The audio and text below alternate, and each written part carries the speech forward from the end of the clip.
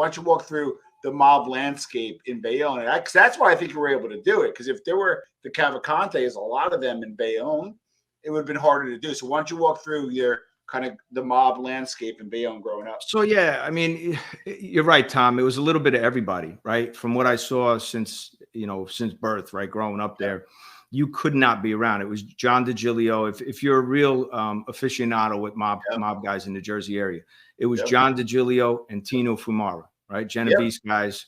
They controlled the docks. They controlled everything in the seaport, over in Newark and on the Jersey side in Motby.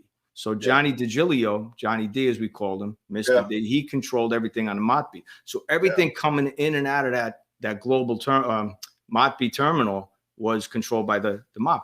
Like you said earlier, Jay, all the Twix cards, everything, all the longshoremen, he oversaw all that growing up as a kid. And then you had the longshoremen's headquarters that was in Bayonne also. So he had a complete control. It was a mix. I mean, in my 20s, when I first came on the job, and growing up, I was still living in Bayonne. I was transitioning out after I came on the job. And, John Gotti owned property and businesses in Bayonne. I saw him personally at businesses taking meetings. Oh, wow. And then the Cavalcantes, they did as well. We had some decaf guys, made guys that lived there, had businesses there. And actually, they did a lot of developing in Bayonne, which when I did this case, I had to walk on eggshells so I didn't bump into these people. Oh, shit. Touching on that real quick, you know what happened? You were in law enforcement, Giovanni. You know what law enforcement did to us Italians? You want to talk about discrimination. My last name is Venturelli. Yeah. I got a Twit card and I got a waterfront card. Yeah. You have a last name with a vowel. Yeah. They discriminated against you. Are you with organized crime? You had to fill out a questionnaire. Yeah. Yeah.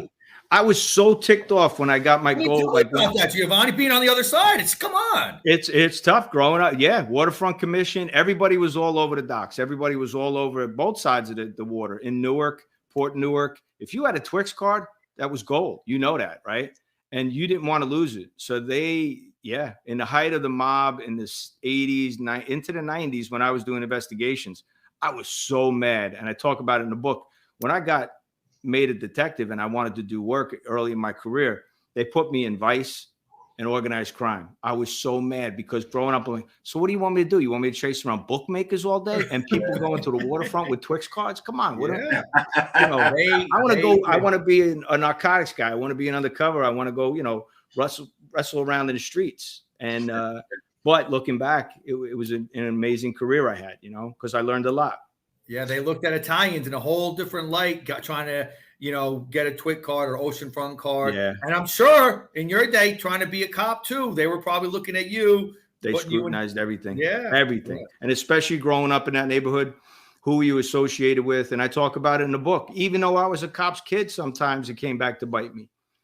Even through Hudson County and all the different areas and different towns, if you were known, guys looked at you and go, well, I talked about it in the book. I had friends and family that were connected to biker organizations. So, I was a bad kid. So when they wanted to give me the job, I had gone through a lot. Like, listen, are you done? Are you finished being a jerk off? Pretty much, are you finished? Can I trust you to give you this job? And I was like, yeah. No worries. Now you brought a great point and a great segue. So we don't want to give too much of the book away, but, Giovanni rides bikes. You used to ride your bike to work. You got a little shit from it from the captain. But my point being is you got in with bikers first before you got into LCN. Why don't you walk us through that? Because I think that kind of sets us up for the next step. Yeah, I mean, I never saw my persona again growing up in the 80s and 90s. All the movies that were out were, narcs that were growing beards and had long hair and biker things. That's the persona. It wasn't until the 90s when Donnie Brasco came out or something like that, but the sexiness was, as a young cop, to be this dirty, dingy, undercover cop, right? That was what you wanted to be. I never in a million years thought, like, later in my career, I should have smartened up at a young age. Instead of growing my beard, I had to talk about it. I ate better, just being me, being myself, being the culture that I'm from.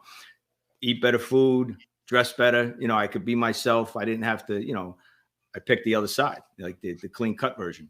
I love that. So now this is important. Okay, so we talked about how he had some biker experience, and that in the book will kind of dovetail later on, and also in this interview or kind of recap.